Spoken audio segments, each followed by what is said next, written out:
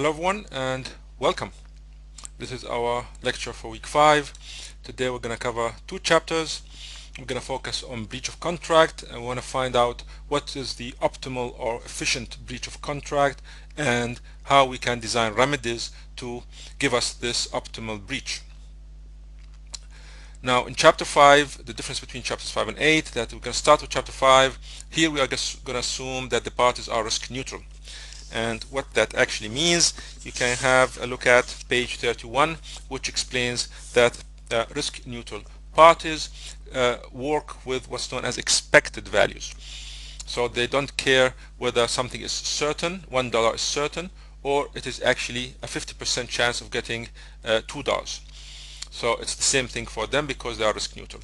In chapter 8, we're gonna revise this assumption. As you saw in economics, we're always working with assumptions and relaxing them and revising them to become to make them look more or closer to the real life scenarios, or rather real life situations.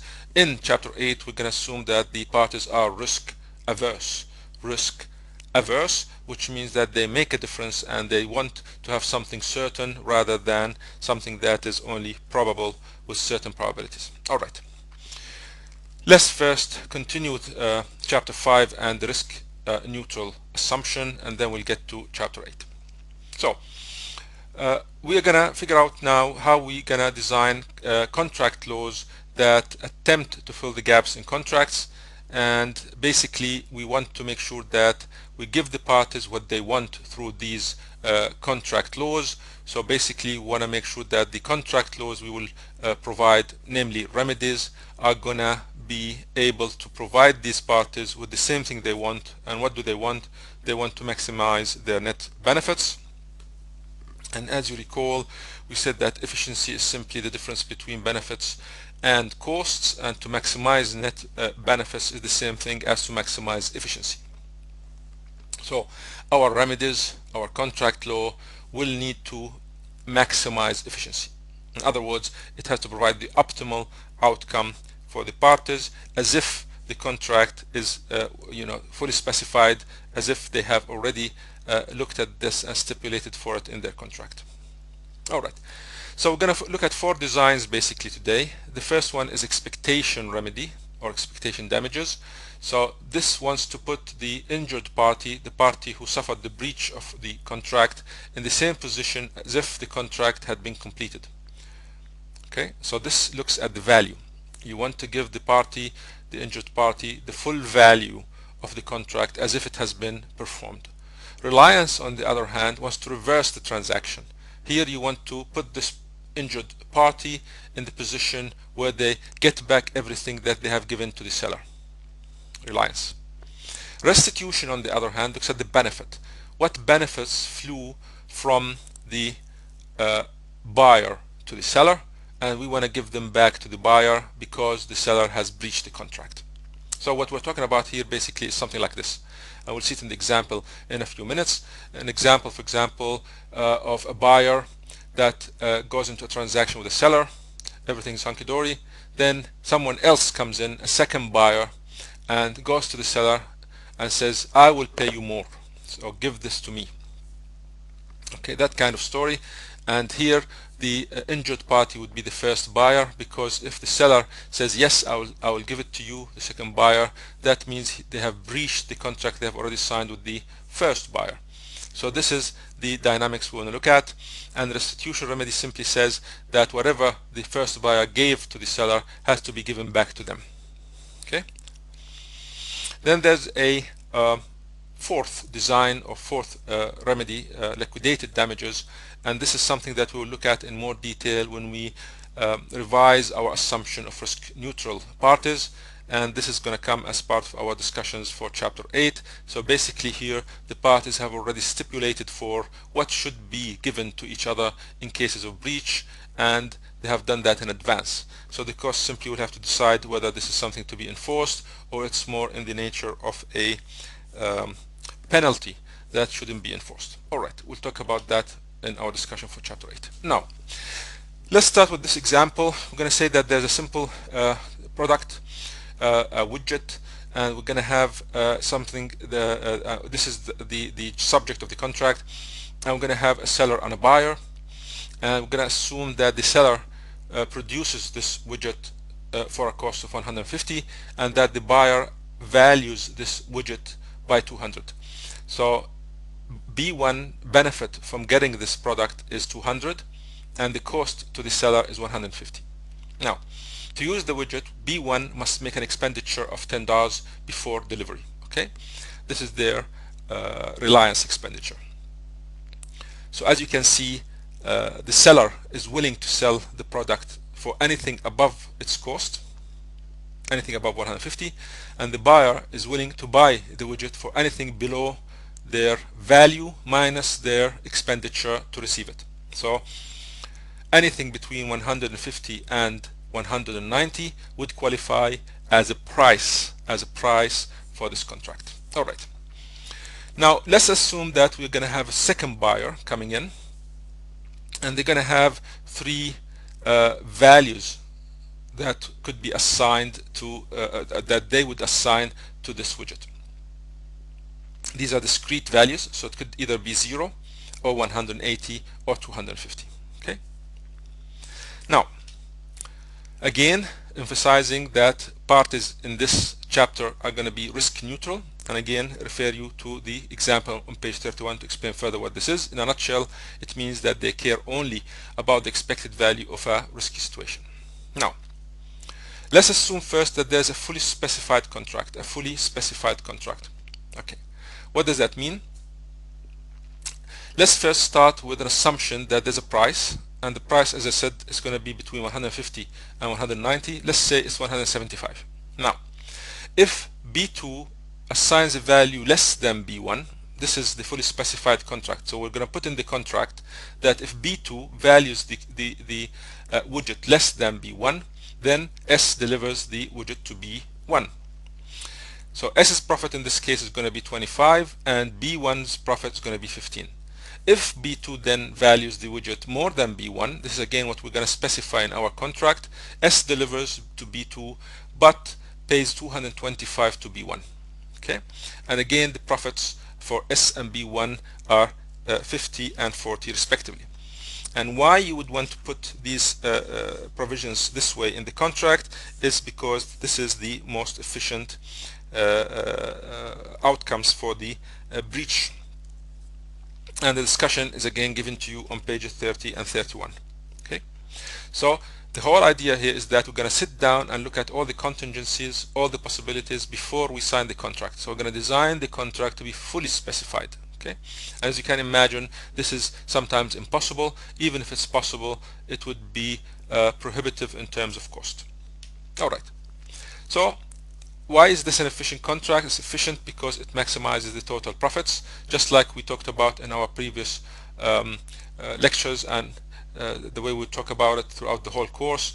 What is efficient is when you look at all the profits, the net profits of the parties, and you maximize those. When you maximize the net profits of both parties, that's the efficient outcome in that scenario. Okay, so the general point is that the higher the amount S has to pay to B1 if S sells to B2, so in our previous slides it was 225.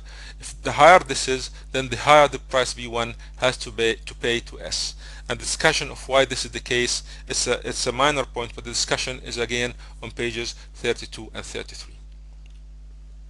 So in a nutshell then, our fundamental principle is that if you can specify the contract fully, it's a fully specified contract, then it is going to be an efficient contract. Okay, so the parties want to maximize their efficiency, and that's what they're going to write or design the contract to achieve. Now, because as well we said this is going to be prohibitive based on costs, assume that there's no provision that deals with the possibility of selling to B2. So we're going to enter into a contract that's not fully specified, and it doesn't envisage this possibility. The question then becomes, what kind of remedy should we enforce, or what kind of design we should have in our contract laws so that the outcome is going to still be efficient. And we're going to look at three possibilities. The first again is the expectation remedy. It puts B1 in the same position had the contract not been breached, which means that the buyer, basically B1, would get the value that they put on the contract. regardless whether they get the widget or not, they still get the same value. So if S1 decides to breach, B1 gets the 200, and S, looking at things like game theory, is gonna reason backwards, and they're gonna say that I wouldn't then breach unless I get from B2 more than that $200, and there's only one possibility in B2's value set, which is 0, 180, 250. Only 250 would make S then breach, and this is exactly what an efficient contract would stipulate for. If this contract was fully specified, then that's the only time where S1 would breach, because then the sum of their profits given this breach and what B1 would get from the courts in expectation remedy would maximize their net profits. What about if it's a reliance remedy? So we'll just put B1 back in the position as if they have never entered into this contract, which means what? They would get the price, which is 175, plus the reliance investment of $10. Okay.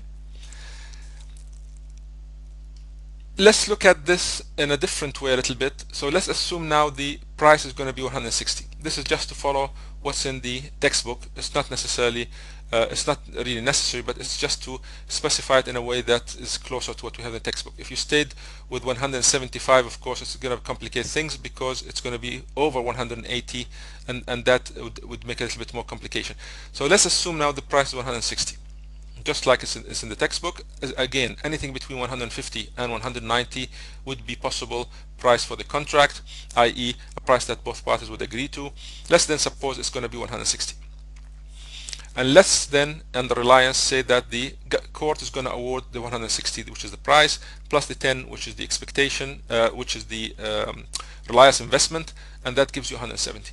Now, S again is going to reason backwards, knowing this will breach.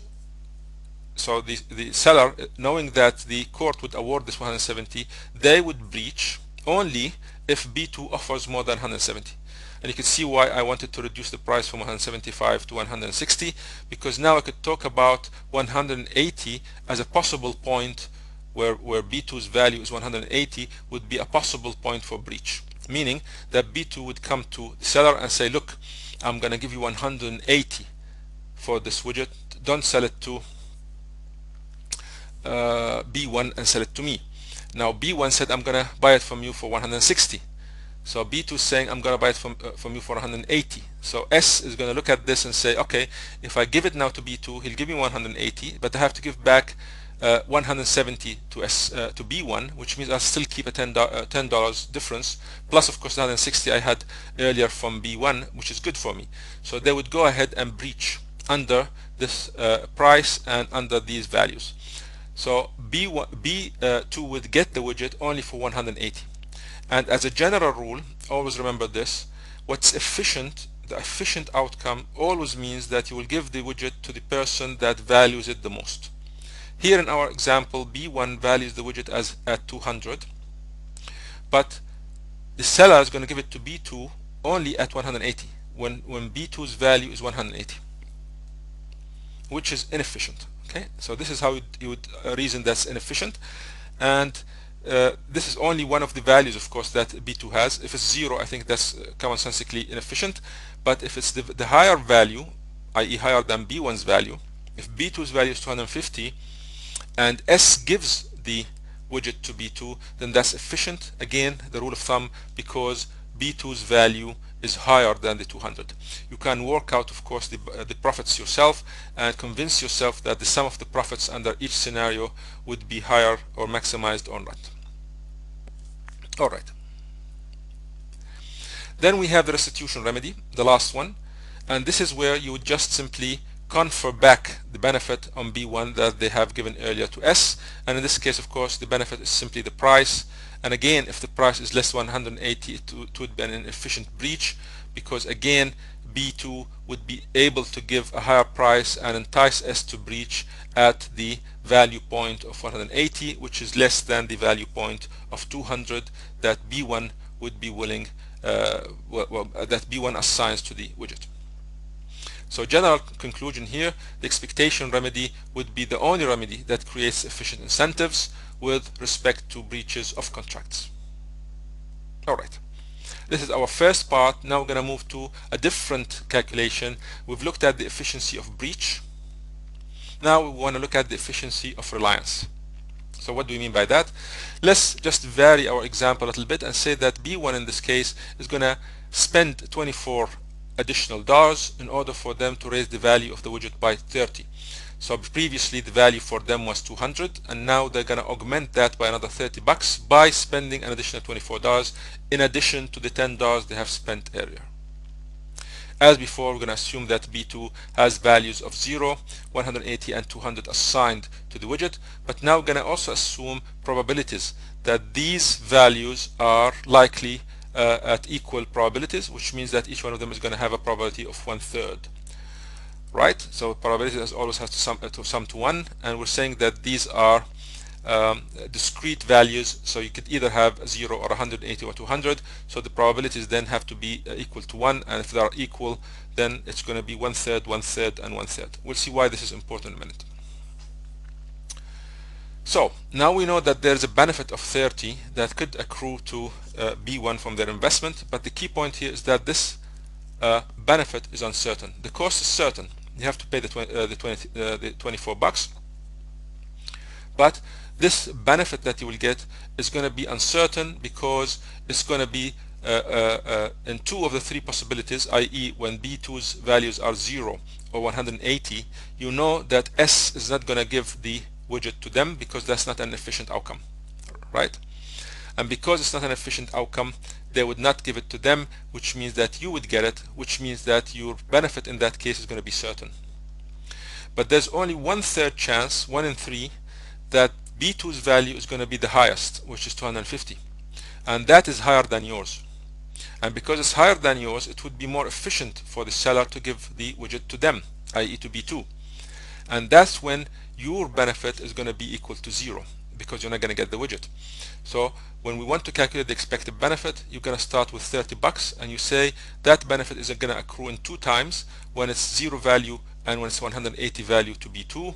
So that's going to be 2 out of 3 times 30 plus, which is not shown here, 1/3 times 0, because that's when the possibility is that B2's value is going to be 250, higher than yours, which means that the seller it would be more efficient for the seller to give the widget to them rather than to you. Always remember the rule of thumb: you give the widget to the party that values it the most.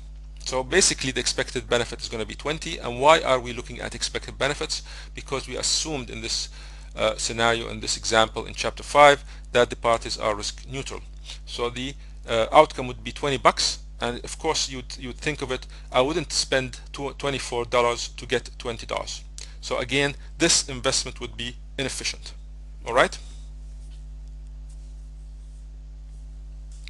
Now, if we had a fully specified contract, then this would be part of that contract. So the contract would say B1 is not allowed, B1 is prohibited from making this investment. Why? Because it's inefficient. And a fully specified contract is an efficient contract because the parties will make sure that they maximize or optimize their net benefits. Yes? So a fully specified contract will say you are not allowed to do this, you're not allowed to make this investment. Now let's assume as before, because of cost prohibitions, we are not going to have this provision in the contract. So the contract is silent, okay? So then we will ask ourselves, is there a remedy? So if there is such investment which shouldn't have been made, but the contract is silent on it because we can't actually afford to have a fully specified contract, which remedy then is going to lead us to the efficient outcome? And in this case, the efficient outcome is what? Is not to make this investment. Okay. So as before, we're going to look at 3 remedies. As we said, there's a 4th remedy, which is the liquidated damages remedy, but that's something we'll talk about when we look at chapter 8.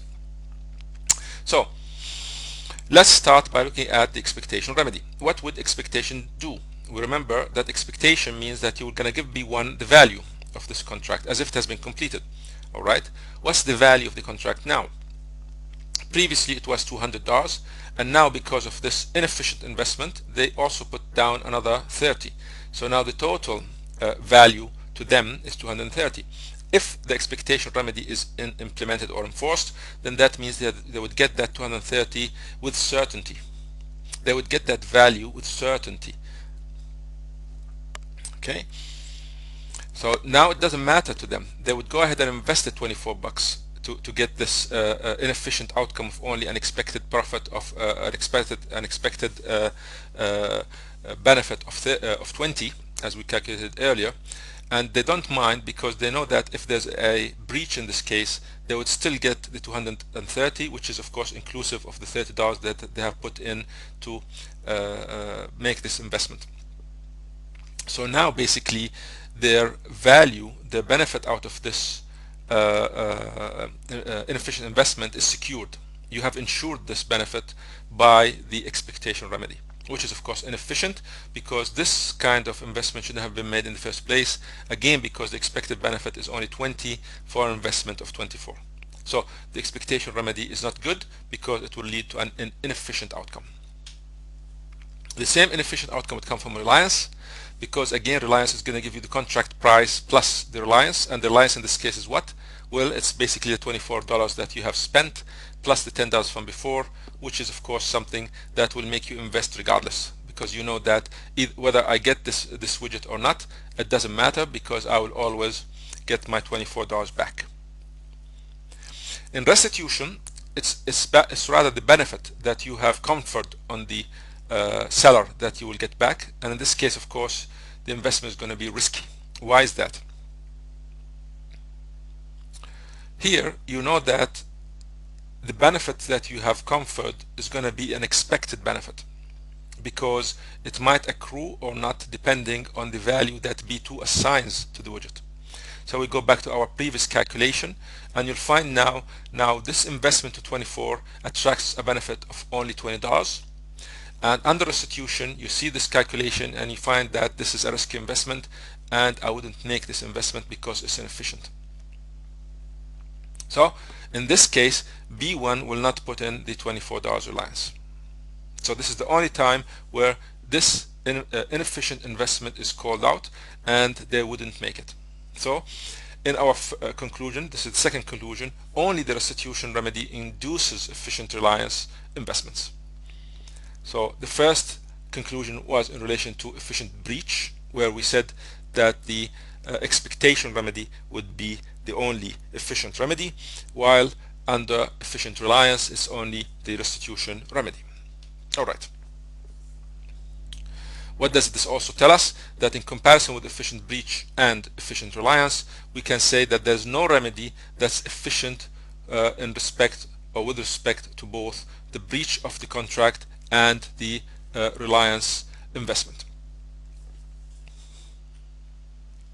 We're going to now look at something that we have assumed previously, implicitly at least, and it has to be now made explicit, which is the cost of information. We have assumed so far that all of these values that we've talked about, all of these benefits and costs, are available and they are easy to calculate. Now, we will find that the cost of information complicates a little bit more which remedy is the efficient remedy. The first thing to note is that the remedies are different in relation to the cost of information. Okay, so if we are going to look at the cost of information, it will become clear that the most expensive remedy, because it requires the most information, is the expectation remedy. And you'll see the discussion on this on pages 39 and 40. And the least expensive in relation to the cost of information, because it requires the least cost, the least amount of information, is restitution remedy. Remember, restitution is straightforward. It's just the benefit that was conferred, which is basically the price of the contract. And because the price is measurable and it is explicit, basically, that it can be measured and it could be observed, then this is the least amount of information you'd be requiring, and hence the cost of information for such a remedy is the least. Reliance remedy is somewhere in between the expectation and the restitution remedies, and the delineation of these thoughts can be seen on pages, or can be looked at on pages 39 and 40. All right. Okay.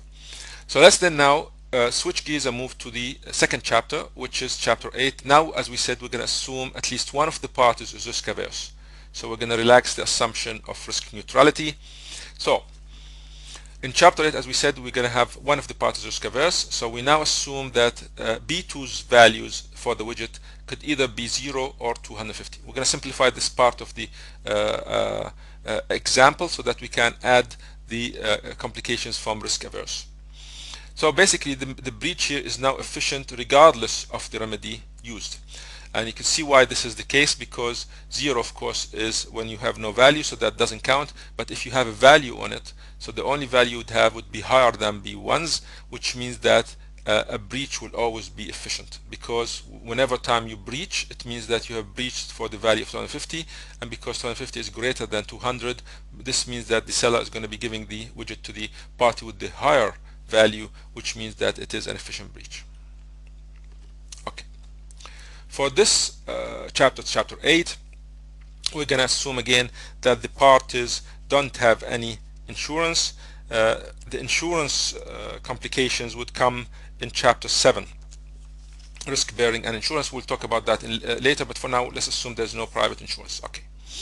And then also assume that B1 is risk averse. This is our first assumption. So introduce now risk aversion. Assume B1 is risk averse and S is risk neutral. And the example really that could capture this in real life is where you have large companies. So your seller is a large company, and because they are large companies, they're risk neutral, so they can assume the risk basically. But the buyer, basically B1, is an individual buyer, so they would be risk averse. Okay. So this is basically what you would find in real life when you have a large company selling to an individual buyer. Okay, so because B1 is risk averse, they would like to be insured. Remember, what we are trying to do here is to design legal systems that would maximize or optimize people's net profits. B1 wants to be insured. That's what we're going to give them. S bears all the risks. So this is the outcome that would be efficient in a situation where you'd have risk aversion and risk neutrality. Okay, so in this case you would want to make S, the seller, pay B1 in the event of a breach. So the large company pays the individual in the event of a breach an amount equal to B1's value, which is of course what we talked about earlier as the expectation remedy. Now, B1 profit is independent of whether B2 makes an offer or not. So in this case, again, because it is they're going to be insured basically.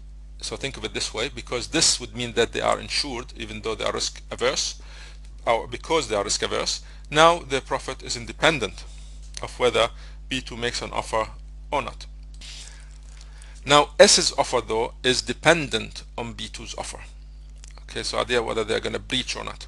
Okay, so here the expectation remedy would be ideal, and the details of this point are given to you as well on page 70.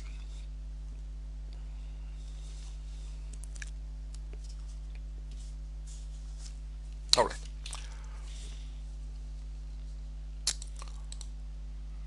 Now, this is a second variation on our example. Now we're going to assume the other way around. We're going to assume that it's the seller that's risk averse and that the buyer is risk neutral. What happens now? Now we want to insure S, who's risk averse, and B1 should bear all the risk. So let S, the supplier or the seller, pay B1 in the event of breach an amount equal to B2's offer. Okay. Now S's profit does not depend on B2's offer, and the only uncertain profit now is the one where the party that's not insured, which is B1. So it's B1's profit now that's going to be uncertain, and S's profit, because they are insured, does not depend on B2's offer, and S would pay B1 in the event of a breach an amount equal to B2's offer. So if you want to understand this part a little bit better, look at the second paragraph on page 65. All right. Let's go then and look at the third variation, where both parties now are going to be assumed to be risk averse, which is discussed on top of page 66. Now we're going to have a payment of damages that comes between the two cases we've discussed earlier. Okay, so it's going to be a damages between the value that B1 assigns to the widgets, which is 200, and B2's offer, which is going to be 250. So it's going to be between B1's value of 200 and B2's offer of 250. Remember, we said that there are only two values now for B2. If the payment now is greater than 200, B1 shares the risk. But if the payment is less than 250, then S is going to be sharing the risk. So the risk between, they are both risk averse, they both want to be insured, but you'll find that the share of the risk that each one of them is going to bear eventually will depend on how much the payment is going to be. If the damage payment is greater than 200, because the maximum value that B1 has is 200, then the extra is going to be a share that they will bear in risk.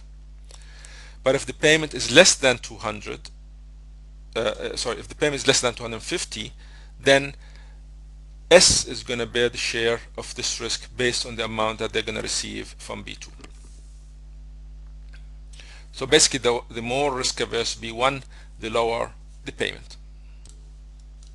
All right. So let's then look at expectation remedy. And here we are going to have B1 insured against the risk of a B2 offer. And this remedy is efficient in terms of risk allocation, but only if B1 is risk averse and S is risk neutral. So this is the second variation we had, or the first variation rather we had, where B1 is an individual and S is a large company. Reliance remedy again is going to put B1 in the same position had K never been entered into, as if the contract has never been entered into, and the optimal allegation again is going to be between the value that B1 assigns for the widget and the value that B2 assigns for the widget, or assigns to the widget. And again, remember that the reliance here is going to be the contract price plus the reliance paid by B1, and the reliance is less than 200. Okay, and this means that this would be an inefficient remedy in terms of risk allocation. All right, and we're going to go to restitution remedy. And again, from chapter 5 we said that restitution is equal to the contract price. We're still assuming it to be 160. Optimal allocation again is going to be between the values of the parties or the buyers, but the restitution, which is the contract price, is going to be less than 200, and this of course again means that the remedy is inefficient in terms of risk allocation. Okay, so the optimal allocation is this interval from 200 to 250. If you are outside this interval, that would be an inefficient, because optimality and efficiency are the same. It's going to be an inefficient allocation. More details can be found on page 67. Then we have a general conclusion that says when the contract price is due to the possibility of a third-party offer, that's B2, the expectation remedy is ideal if B1 is risk averse and S is risk neutral, and this is most of the time because this is the category where you'd have an individual buyer and a large company seller. Now we're gonna look at this question: what if the seller is risk averse and B1 is risk neutral, or both are risk averse? As before, the expectation remedy becomes not ideal. This is when we want to introduce our fourth design, which is liquidated damages. Here B1 and S agree on the damages for breach in advance. It's not the court that's going to decide it for them, so they would decide what should be paid in case of breach. And because this remedy is chosen by the parties, it would allocate the contract risk optimally, because the parties want to maximize their profits, which is exactly the same thing as maximizing, of course, maximizing their net profits, which is exactly the same as maximizing their efficiency, and this is the same thing as assigning or allocating the risk between them optimally. Okay. Again, there's this issue of course not enforcing if this is construed as a penalty. Look at footnote 40 on page 68 for details. The disadvantage of this approach, of course, is additional costs of contract negotiation. The same story that we talked about when we have a fully specified contract. Of course, the same idea that you'll have to pay more in order for you to agree the liquidated damages. And the general conclusion, there's no one remedy for breach of contract that is efficient with respect to every consideration, and which is something that you shouldn't be surprised finding out. But the key point here is that we wanted to look at these variations in order for us to appreciate more what's happening when we design our legal systems in relation to contracts, and how breaches sometimes would be efficient even though they are illegal. So the key point to take is that sometimes you would breach contracts simply because the breach is an efficient breach. We're talking about contracts here, of course, not talking about criminal law. So the idea is that sometimes in contract law you would breach because the breach would be an efficient outcome, and you would simply face the remedies that are issued by the courts. All right, we'll leave it here for this week, and I'll be talking to you again soon.